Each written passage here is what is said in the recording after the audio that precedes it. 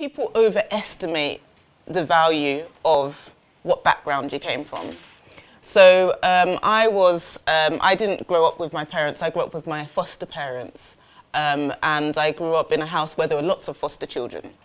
And my primary school had actually 3 classes. 1, 2 in one class, primary 1 and 2, then 3 and 4 in another class, 5 and 6 in another class.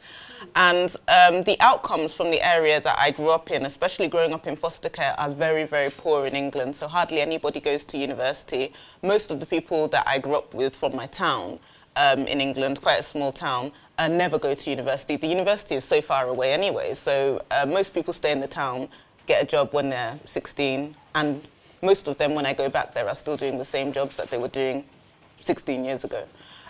So I came from quite a peculiar background, and most of the children that grew up in our foster home, we don't know their whereabouts anymore. A lot of them obviously didn't go to university, and a lot of them didn't find an education. So that was the background that I grew up in. But I think that it's important and also I think there's an interesting story about when I went to the presidential inauguration, Buhari's inauguration, and there was somebody sitting next to me, and DJ Copy was entertaining. She was the official DJ for the event. And the guy next to me is like, Ola, I'm so disappointed in my father right now. And I was like, why? That's a peculiar thing to say. And he said that, if my father was Otedola, then I could have been the official anything for this event. And now I'm just sitting here watching somebody else's child. But I think the background, people put so much emphasis, especially in Nigeria, on people's background, where they grew up, how they grew up, who their parents are. But I think that the Nigerian story is actually quite peculiar in that this is a country where your background is totally independent of who you eventually become. So most of the presidents, prime ministers anyway in England, you can see that their background counted. So they all went to Oxford, they all went to Cambridge, they all went to Eton, they were all rich, basically. But if you look at our presidents in Nigeria, our last president, for instance, he had no shoes talking until 5 years before he became the president of the country. If you look at the makeup of our Senate, for instance, they're actually people from really low socio-economic classes that just went to Abuja to go and hustle, and something happened to them. They're not the kids of rich people. Most of the companies that I see in England, their children actually take over and their children become the future rich kids. But in Nigeria, that's not so. I don't see that so much. I don't see the kids of young people actually starting up companies as much as I see. What you said, Nigeria is a place where? Where I feel that there's good socio-economic mobility. And you say your destiny is totally independent than of your background. So I think that people underestimate their own ability to determine their destiny. And obviously growing up in this kind of background, I really had to believe that I was more than my surroundings at a very young age.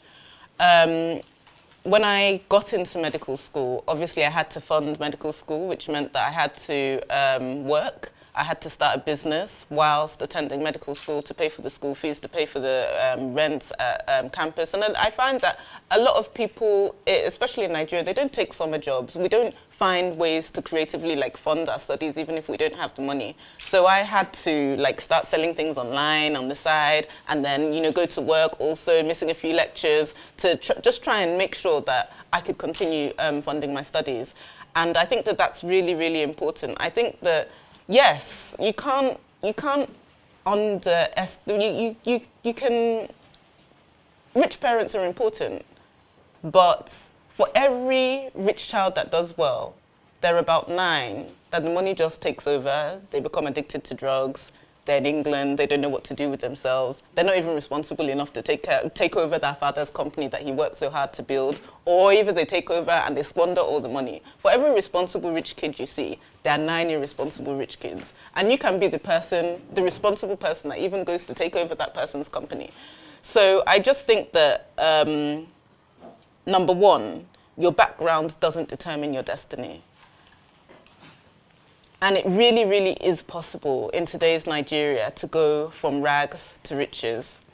And I'll give an example of my uncle as well. He's a human rights activist, and Hafsat knows him very well. My parents grew up with this man, and his name is Mr. Femi Falana. And he was a person that was kind of snubbed when he was growing up because he was an orphan. And he didn't have the opportunities that the other children had. So he was always like, you know, trying to live with relatives. Both of his parents were dead. You know, he had to really, really struggle to go to university. But now he became one of the most influential human rights lawyers in Nigeria. Meanwhile, the people that had all the opportunity, the kids that he grew up with, some of them didn't even go to university at all. So the first point I want to make is your background doesn't determine your destiny. And failure it's not a person. You can't become a failure. Failure is an event. It's not a person. It's something that happens. It's not you. And I would encourage you, like Hafizat said, to try and fail quickly and move on from the failures. In fact, if you don't have failures, if you can't speak about your failures, then that means you're simply not trying hard enough. You're not trying enough things. You're not pushing yourself enough. At Wimby's conference a few years ago, Dangote was telling the story of when he started a bank and the bank completely collapsed. And, you know, he realized the lesson that he learned from that is that somebody that trades rice and sugar and flour should never touch banking. He realized that he didn't have the expertise for banking, and he said that that was a very valid learning experience for him. So success is a really, really lousy teacher. You don't learn anything from success. You learn everything from failure. So try and fail fast, and move on from it. Secondly, I'm going to talk about entrepreneurship, because that's the second step in my life. So after I finished medical school, I wanted to do my postgraduate studies. And I realized that in England, that was going to cost a lot of money, which I didn't have. So I started applying for scholarships around the world that would allow me to do my postgraduate studies for free. And I applied for about 20 different scholarships that were all free scholarships. And the only one I got accepted into was in Japan. So that meant that I was going to have to move to Japan to do my postgraduate studies, which I did. But it took a lot of resource and a lot of thinking to think, okay, how can I do this thing for free? Who is going to give it to me for free? Who's going to sponsor me to do this? And I eventually got a scholarship from the Japanese government, which allowed me to undertake my postgraduate studies for free. It would have cost about £30,000, which is like, which was unthinkable for me, maybe 10 million naira to do it, maybe 10 million naira to do a postgraduate degree in England. And I got to do that for free because I was, you know, I was trying to hustle, trying to look around, trying to find options. And I eventually got this Japanese scholarship. So I think entrepreneurship, the point I'm making about entrepreneurship is about being resourceful. I think a good definition of entrepreneurship, which I read in a book, I can't remember, is the ability to believe. And I think that goes with your Dare2Dream theme, the ability to believe regardless of the resources controlled. So regardless of your current resources, I was on zero at that time, but I really, really, really wanted to do postgraduate research. So I had to think, okay, what can I really do? How can I do this without any money down? So I think that spirit of entrepreneurship is what led me into my business. So I was working in accident and emergency in England, and obviously I was seeing air ambulances land and take off. And when I went to Japan as well, I was also seeing these air ambulances a lot, bringing people from disasters, transferring people around into Tokyo from the suburbs. And I started to think, I hadn't been to Nigeria since I was a child. And obviously my parents still live in England, my family are still in England. But I thought, you know, what if I could bring this thing to Africa? What if I could bring this idea to Nigeria? Would it work? How would it work? By that time, I think my account balance, because I got a monthly stipend from the scholarship, was around like £2,000, £2,000, which is, I don't know, maybe like £500,000 naira. Yeah, £500,000 naira. And I came to Nigeria, I bought my ticket to Nigeria, and I wanted to buy a plane with that money. So again, I came with the idea, regardless of the resources that I controlled at the time.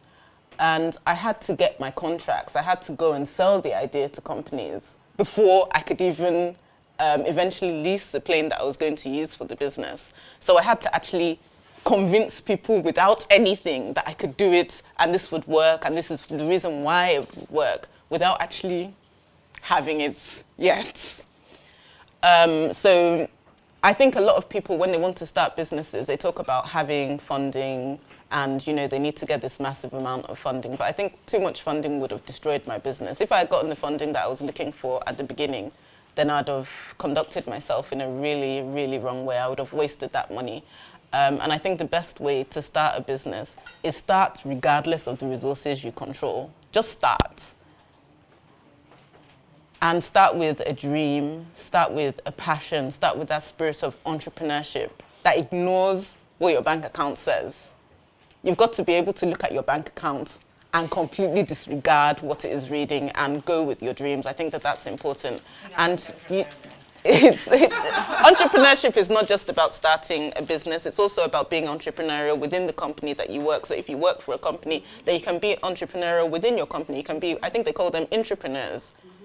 So even as intrapreneur, yeah. So even as a branch manager of a bank, or as as a salesperson in an organization, you can still be entrepreneurial. You can still set really high goals for that organization. Almost every week, I receive 10 CVs. So I've transformed myself from when I was in England and I was somebody that I was taking my CV around like doctor employ me, to somebody that doctors are coming for employment. And I think some of you in this room, that will be where you end up. You'll be in a position where by fluke or by decision, you will start your own businesses and you'll become employers of labor. So that was why I thought mentioning entrepreneurship and talking about entrepreneurship was very important. Now, what my business does is basically it's a transfer service. We're a logistics business. When somebody has an accident somewhere, we're the people that transfer them to hospital, sometimes in Lagos, sometimes in Abuja. Sometimes we transfer from some West African countries into Lagos for treatment, and sometimes we do international repatriations for foreigners mostly, to South Africa, to the UK, back to China, back to America. And we have to create almost like an intensive care hospital within the plane. So it's a specialized setup that allows us to do that. We also have oil and gas community that live offshore. So they live in the middle of the water, and when emergencies happen to them, we have to bring them back on shore for treatment. So that's what my business does, basically. We've also gone into different areas of business, offering medical support, various kinds of medical support to different companies, but I think this is the most famous product, the air ambulance, so this is what I'm going to talk about. The flying doctor.